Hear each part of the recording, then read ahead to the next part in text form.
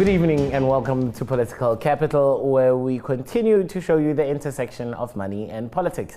I'm Karabo. Tonight, my guest is Andile Mngxitama, who is the leader of Black First, Land First. Andile Mngxitama has made news in recent years as he has moved from political party to another political party until he found his home in the BLF, which is now making headlines in all kinds of political scenes. But before we get into that, let's look at the events that bring us here. Yesterday, there was a march by BLF members to Luthuli House, where they wanted to hand over a memorandum of grievance of what they expect from the African National Congress. Let's take a look. Scuffles broke out between the Black First, Land First movement and those calling themselves Luthuli House defenders here outside the ANC headquarters earlier this afternoon. The BLF was here to deliver a memorandum calling for the ANC to allow Zuma to finish his term. The Luthuli House defenders were calling for the fall of President Jacob Zuma. People who are not members of the ANC from outside are saying to us that they will cause civil war if Zuma is recalled. Then we have everything to believe that they have been sent by the Guptas and Zuma himself to come in and threaten our leadership. We are not going to allow a situation where rogue elements outside the ANC would come here and want to threaten and in fact disturb the decorum of running the ANC. The Black First, Land First supporters behind me are saying hands off President Jacob Zuma as the call for President Jacob Zuma's removal is gaining momentum.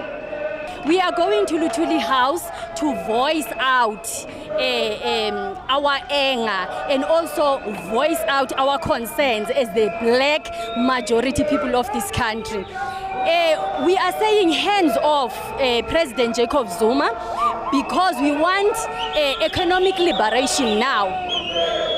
We are saying the ANC is busy wanting to remove an elected president of this country instead of focusing on the issues that are at hand. It is exactly 3 days before the State of the Nation address, and the question of whether who will be delivering it is still a mystery. Lubabalo Mashitana, CNBC Africa, Johannesburg. Andile Mngxitama, thank you always for your time. I appreciate it. When you look at scenes that developed yesterday at Luthuli House, first of all, what did you think as a newsmaker who was very much sought after, I'm sure, yesterday? Yeah, well, the first was to say this is some consistency in a leadership style that is associated with Cyril Ramaphosa, who is the president of the ANC. For us, Cyril Ramaphosa is associated with the Marikana massacre, where we know post-1994, in our new democracy, the first massacre happened in Marikana, where Lonmin, a London-based corporation, which Cyril has got about 10% shares, actually murdered workers. Are you saying this, that the security protocol we saw and the violence that was enacted on some of your members was through the instruction of ANC's number one? It's not instruction. It is understanding that concomitant action, as he had said in Marikana. There's a calibration of we can do this because it is consistent with how our leader behaves. Cyril Ramaphosa has not said a word, by the way, up to now. It's a day later, he saw what happened. But he hasn't said much. I understand that he didn't even attend that meeting on Sunday. But so he doesn't have to. This is unprecedented. In front of your offices, people get assaulted. Defenseless women get beaten up by people wearing your T-shirts, saying they're doing it in your name, and you say nothing. Andile, they will claim that they took responsibility, that the gentleman in question handed himself over to the police, and that he's suspended as an ANC member, but that you had no right to make ANC members feel threatened in their own home, which is Luthuli House. No, you can't say that. But we're talking about leadership. I'm saying the leadership style of Ramaphosa make possible this kind of violence. And the fact that he said nothing to his supporters, has not condemned it as a leader, also gives credence to this claim. And we say, if you look at how he treated workers, for us, it's a serious warning. Ramaphosa will become president of South Africa. Be careful how he's going to treat the poor, the excluded when they make demands on the state. What's your fears about Ramaphosa? Ramaphosa is basically an agent of white monopoly capital in the true sense of the word. He is part of white capital, and as black first, land first, our argument is the South African capital, the way it's organized, is a monopoly. It's a feudal system, in fact, that excludes. If you're not white, you are going to find yourself excluded, or if you're included, it's in their terms to make sure that their interests are perpetuated. Mr. Mngxitama, allow me to say, you cannot have a man who you call such names and you want him to lend you your ear when you go to Luthuli House to hear your grievances. No, in fact, we don't even want to talk to Sir Ramaphosa. We're talking to the ANC as a collective. He is the ANC. Well, he's the president of the ANC. The face of the ANC. Unfortunately, in fact, we don't agree with the decision the ANC members did. It was a big mistake. This country needs radical transformation and redistribution of resources and at the economic level. Ramaphosa simply is not going to do that. Mr. Mngxitama, that is not a policy of any camp within the ANC. It's the policy of the African National Congress. So as a subject of the African National Congress, surely Ramaphosa must make sure that we realize radical economic You're asking Ramaphosa to self-liquidate. He is, because he is a member of the bourgeoisie, of the capitalist class, or business class. And radical economic transformation simply means rearticulation of the interests of capital. How can you, it's like saying the guy must stab himself in the heart. I know what you're saying, but the same kind of prejudices could have been put before President Zuma when he took over. People said he doesn't have any formal schooling, he doesn't have any kind of background anywhere else except in the movement of the ANC and through intelligence. But that should not be a reason. But it's a different thing. We're talking about the class interest. Ramaphosa comes from the bourgeoisie rank, and he has been fast-tracked by white capital. But let's not forget, he was a miner before he became bourgeoisie. He was made a miner by the Oppenheimers, which is the biggest family in South Africa. No, you must go look at it. Okay. He was paid, this education was paid for by the Oppenheimers, and then he became good friends with the Ruperts. The Ruperts and the Oppenheimers are the two biggest families that control the South African economy. And Ramaphosa was made by these two families. So he is no longer a worker in terms of his class interest. So we are saying you can't say radical economic transformation and ask somebody who is a capitalist to run that agenda. It's like asking Donald Trump to become a socialist. It's not going to happen. He can't do it. Happen. He's representing a constituency, not just himself there. But okay, in the same vein that you say he's a proxy of interest, moneyed interest, and white moneyed interest nonetheless,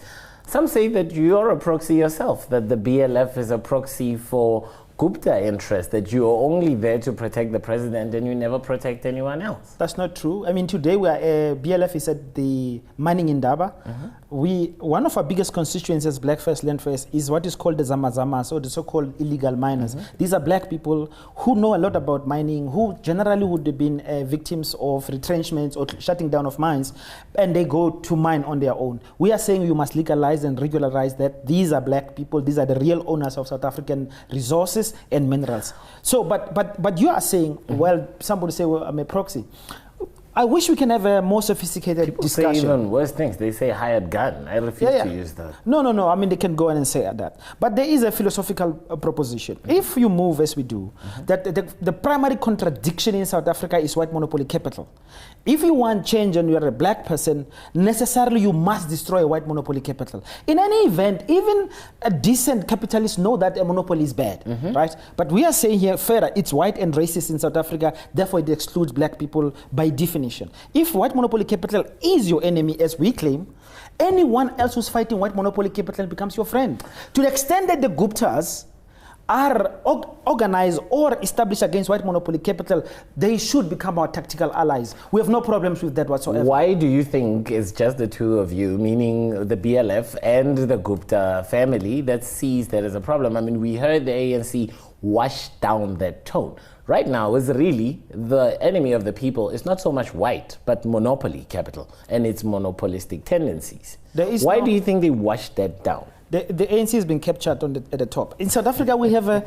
You guys surely capture a movement of so many it's very interesting, in a sense, that if you look at the ANC conference, it came out with a decision to appoint Ramaphosa and to have radical economic transformation as policies, right? But this does not work. So in our view, we say that the ANC has appointed a DA leader. DA is a Democratic Alliance, our opposition party, which is openly pro-capital, pro-white monopoly capital, just like Ramaphosa.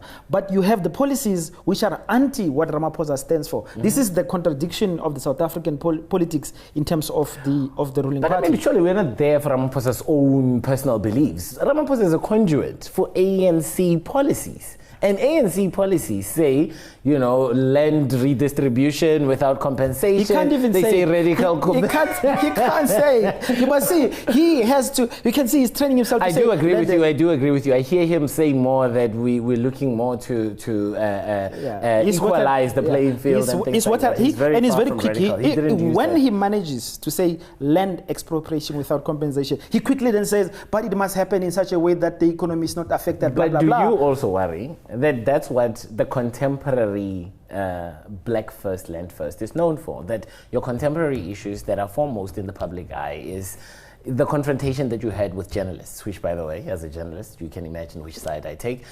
That you are known as Andile, as long as you secure me. But you also known for the defense which you've put forward on behalf of the Gupta family, and like I say, on behalf of the president. Does it worry you that that's the narrowness that people associate Black First, Land First stands for the interests of the black majority, which is excluded. So we don't care for what white monopoly capital or a section of the educated black middle class thinks, highly indebted, by the way, which believes in many instances in the same white ideas as those of the dominant section of the society. So no, those insults we accept as part of the battle. What we will not accept is white people going to the Gupta home and saying the Guptas must leave South Africa. Remember, Black First, Land First is an anti-colonial. That's not just white people. That wouldn't be fair. That would not be fair. I've seen some black people in those marches. Of course, they are being sent and they are the back. The majority of people who were there are white. And the people were said, Black First, Land First is absolutely, South Africa remains a settler colonial country. White people arrived here in 1652. They took all our land and made us slaves. As we speak today, 35,000 white families own 80% of the land. We're a country of about 55 million people. 23 years down the line, black people, 90% of the population, we own directly about 1.2% of the land. It's untenable. But so we are saying they are still foreigners. Andile, I agree with what you're saying, and it's historically correct. But that cannot be a point of departure. We surely cannot solve South Africa's current problems by going to 1652. So let's look at the South African current dispensation. The reason why we own this little land is actually because the ANC failed to do something about it, even when they had a 2/3 majority. This is not a new problem. This is the ANC's problems, and part of it, Jacob Zuma's problems as well. With the ANC, of course, they're cowards. They have served white monopoly capital. In our view, they're just like the homeland system. Like apartheid did this. So why do you go to the same people to deliver memorandum when you don't trust them to deliver? There's been a big change. Okay. Zuma has abandoned the West and is going to the East. And this is part of the reason we said hands off Zuma. This campaign of BLF, of hands of Zuma, started in 2016. We were shocked when we saw it happen in Brazil, by the way, when there was a democratically elected president being removed, and we linked it back to the BRICS process. We saw the West attacking those that it believes threaten its interests. Same President Lula da Silva. It is just the before same president who's been convicted. It's just before after Lula. But of course, even Lula, he has been convicted. Temer, the guy who is the president of Brazil right now, he's even a bigger crook than Lula. But because it's just like Ramaphosa, he's with white capital, he has been protected. We say, when Zuma moved to the East, we said, President Zuma, we love this. Abandon the West, abandon capital. And then he said land expropriation without compensation. No sitting president will ever say that. Last December, President Zuma gave us free education. We said, go to the third thing, the mining charter, give us mineral rights. So he has moved, and therefore he deserves our protection. My guest, Andile Mngxitama, who is going to join me for the second part of this very riveting conversation. Stay with us. I am definitely in my element.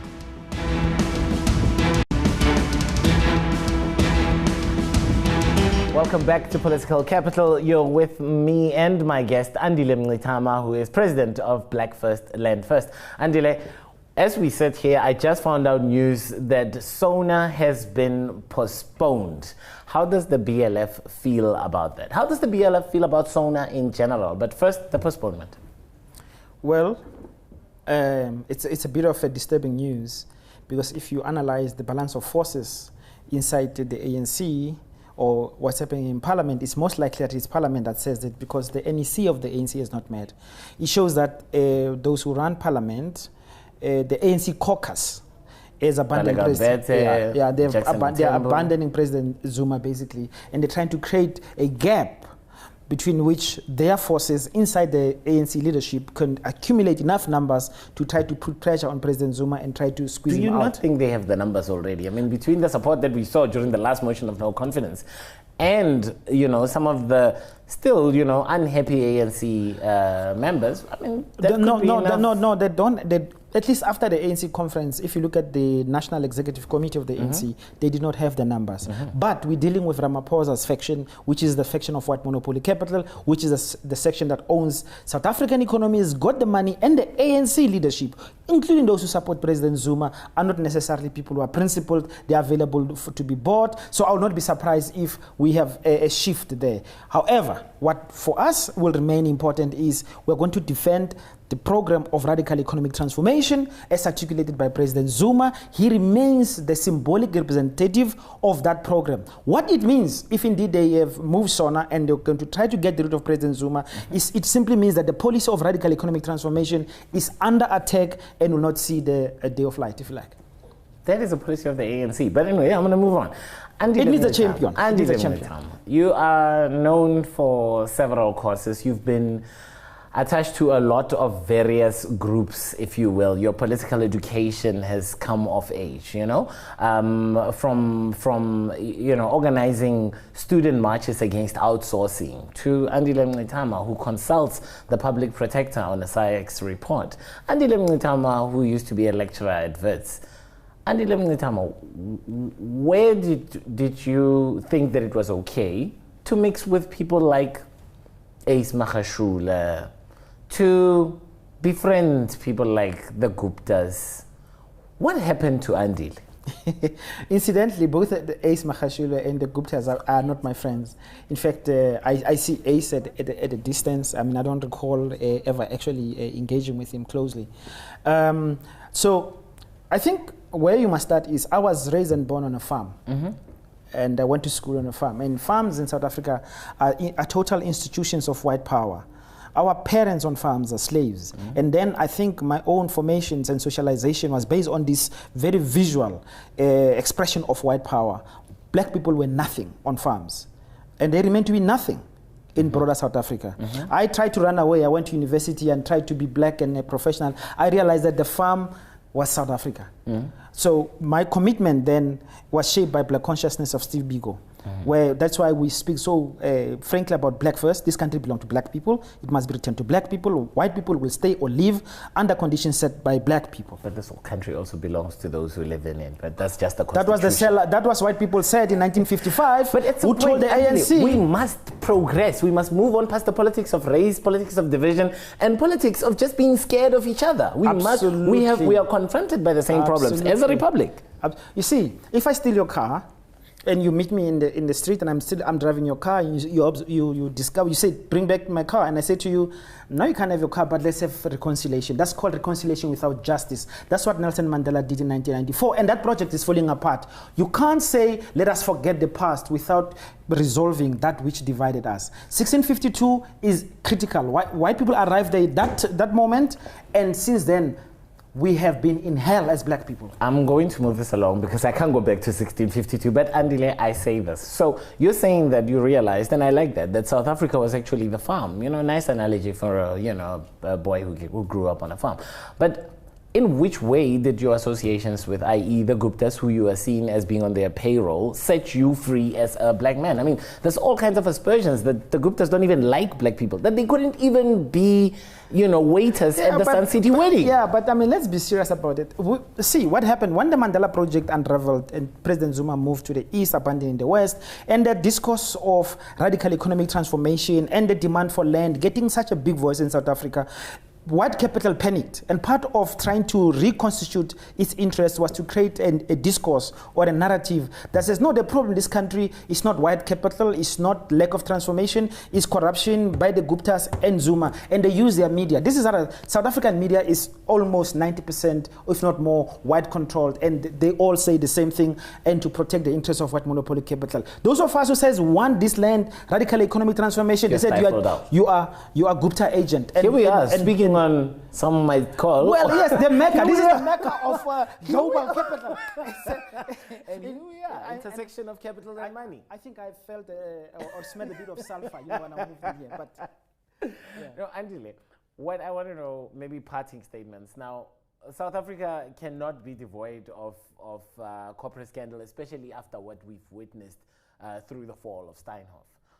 I want to know your parting thoughts on Steinhoff, and on whether or not do you think the public protector still stands on firm ground with regards to that SAIX report. Mind you, we've seen her caving before. So Steinhoff first. Yeah. No, I think part of what I was saying about this narrative is to say corruption is black, and the white capital or the private sector is clean. That is why, exactly. But Steinhoff is 18 billion, which basically was disappeared from its books, and part of that money comes from the pension fund. Yeah, the pension fund. But there's no pressure. I mean, Joste, this guy Marcos Joske, he's sitting there in his big mansion, basically on holiday. He's even refusing to appear before Parliament. Yeah, he can do that. But if it was a black person, they would have dragged him to Parliament. He would have been humiliated.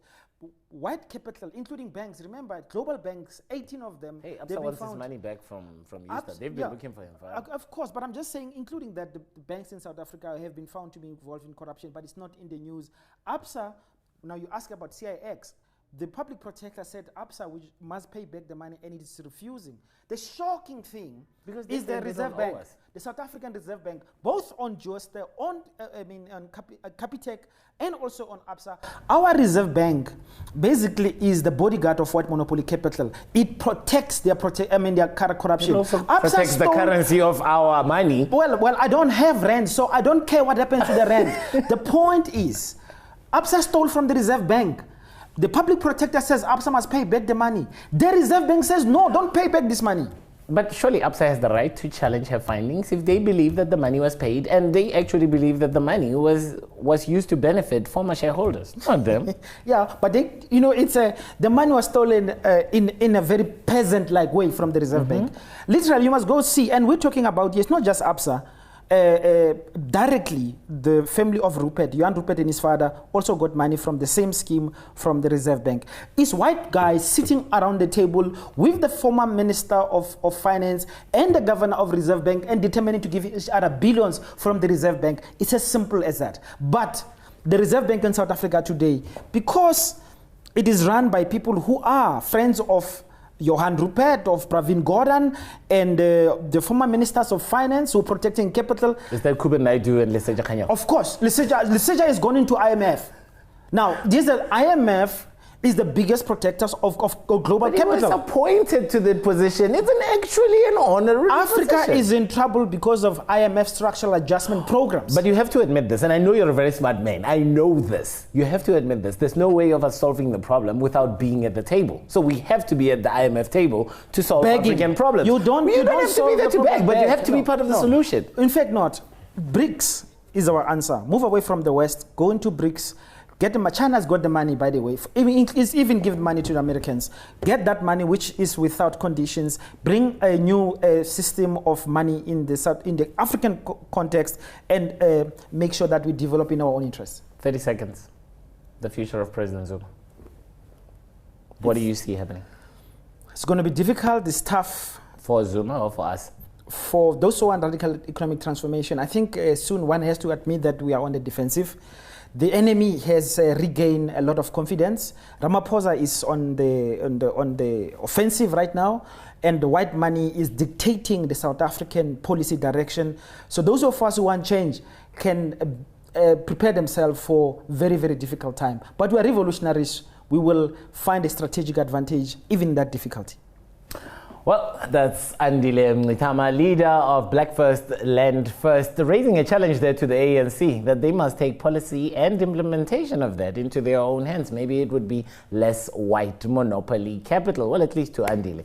Thank you very much for being with us this evening. That's where we leave it for Political Capital. We continue again during the week where politics continue to meet with money. Good evening.